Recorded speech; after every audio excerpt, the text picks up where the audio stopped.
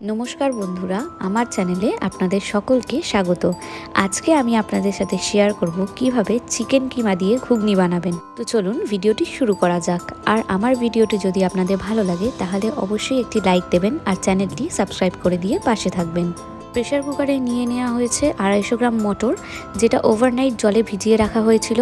আর এর মধ্যে মা 2 মগ জল দিয়ে দিচ্ছে স্বাদ মতো নুন আর হলুদ।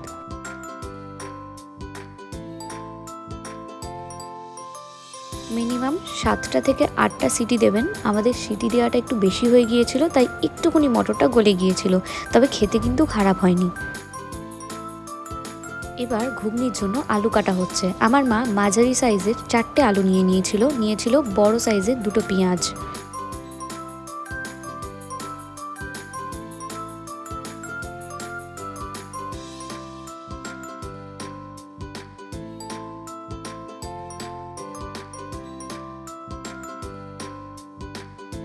আলুগুলো ডুমো ডুমো করে কেটে নিতে হবে।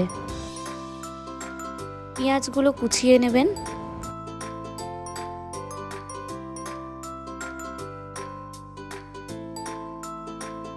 এখানে আমরা 1 কোয়া রসুন ব্যবহার করছি।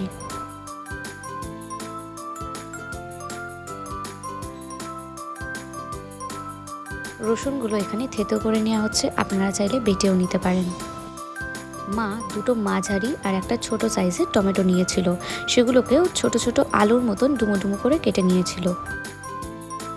আমরা এখানে 250 গ্রাম চিকেন কিমা ইউজ করছি। মটর এখানে খুব ভালোভাবে সেদ্ধ হয়ে গেছে। এবার এটাকে বের করে একটা বাটির মধ্যে ঢেলে নেব। এবার ওই একই প্রেসার কুকারে আলুগুলো দিয়ে তার মধ্যে 2 মগ জল দিয়ে সিদ্ধ হতে বসিয়ে দেব। কড়াই গ্যাসে চাপানো হয়ে গেছে। এবার একটা বাটিতে কাঁচা লঙ্কা বাটা আর আদা বাটা নিয়ে নেব। কড়াই গরম হলে তাতে দিয়ে দেবো সাদা তেল, তেজপাতা আর একটু চিনিটা আপনারা স্কিপও করতে পারেন। এরপর কিছুক্ষণ নাড়িয়ে তার মধ্যে কুচনো পেঁয়াজ আর থেতো করা রসুনটা দিয়ে দেবো। দিয়ে আবারও ভালো করে নাড়িয়ে নেব। এই সমস্ত জিনিসগুলো একটু ভালো করে কষানো হয়ে গেলে তার মধ্যে কেটে রাখা টমেটোটা দিয়ে দেবো। এরপর দিয়ে দেবো পরিমাণ মতন হলুদ, দিয়ে আবারও ভালো করে নেড়ে নেব। এরপর তাতে কাঁচা লঙ্কার পেস্ট আর আদার পেস্টটা দিয়ে আবার ভালো করে নাড়িয়ে নেব এবং মশলাটা ভালো করে কষিয়ে নেব। মশলাটা বেশ ভালো করে কষে গেলে তার মধ্যে চিকেন কিমাটা দিয়ে অনেকক্ষণ বেশ ভালো করে চিকেনটাকে কষিয়ে নেব।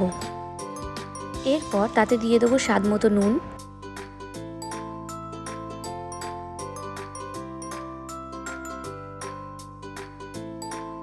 এখানে এতক্ষণে আলুও সিদ্ধ হয়ে গেছে। আর দেখুন চিকেনটাও কষা হয়ে গেছে, চিকেন থেকে তেল ছেড়ে দিয়েছে। এই পর্যায়ে সিদ্ধ করা আলুগুলো দিয়ে তার মধ্যে সিদ্ধ করা মটরগুলোও দিয়ে ভালো করে নাড়িয়ে নেব। একটু নাড়িয়ে নিয়ে তার মধ্যে পরিমাণ মতন জল দিয়ে দিচ্ছি।